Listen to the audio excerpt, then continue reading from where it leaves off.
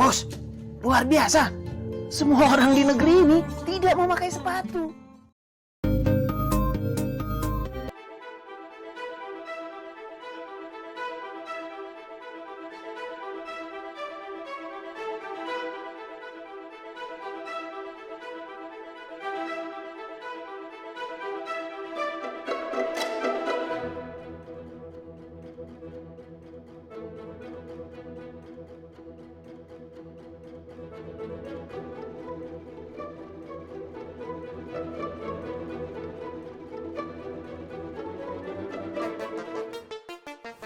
Kata bodoh jelas dimaksudkan sebagai teguran, tetapi para ahli tidak setuju tentang betapa kerasnya kata tersebut. Beberapa orang berpikir itu hanya berarti bahwa para murid lambat dalam menerima, sedangkan yang lain melihatnya sebagai sebuah kritik yang lebih tajam. Mungkin persamaan yang bagus dalam penggunaan bahasa Inggris kontemporer adalah kata tidak tahu apa-apa. Kleopas dan rekannya seharusnya tahu dan mengerti lebih baik. Sang juru selamat menatap langsung ke wajah mereka, tetapi pikiran dan hati mereka tidak membiarkan mereka mempercayainya. Meskipun ada banyak hal yang mereka percaya tentang Yesus, seperti yang telah kita lihat, mereka lambat untuk mempercayai semua yang mereka butuhkan untuk percaya bagi keselamatan mereka.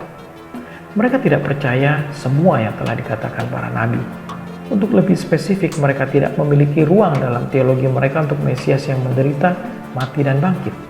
Murid-murid ini masih belum bisa mengerti bahwa memang yang berdiri di depan mereka adalah sungguh-sungguh Sang Mesias yang sudah mengalami penderitaan di kayu salib, yang membuktikan bahwa memang benar dia adalah Sang Mesias itu. Jadi Yesus melanjutkan untuk memberitakan Injil kepada mereka menurut Perjanjian Lama. Di sini Yesus memberi kita kunci emas untuk membuka arti kitab-kitab dalam bahasa Ibrani. Semuanya tentang Dia. Setiap bagian dari Perjanjian Lama menemukan arti dan tujuannya dalam hubungannya dengan pribadi dan karya Yesus Kristus. Kitab suci mengatakan bahwa hanya di dalam Yesus segala sesuatu menjadi satu, dan ini juga benar di dalam Perjanjian Lama.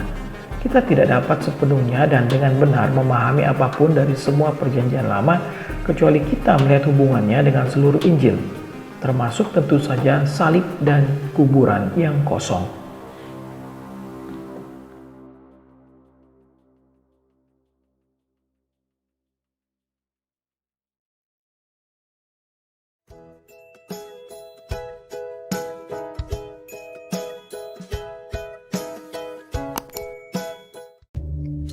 Dua orang penjual sepatu. Ada dua orang penjual sepatu yang bekerja di sebuah pabrik sepatu. Suatu hari, perusahaan mengirim mereka ke sebuah negara dunia ketiga, dan mereka ditugaskan untuk melihat peluang di sana terkait penjualan sepatu. Di hari yang ditentukan, berangkatlah mereka berdua.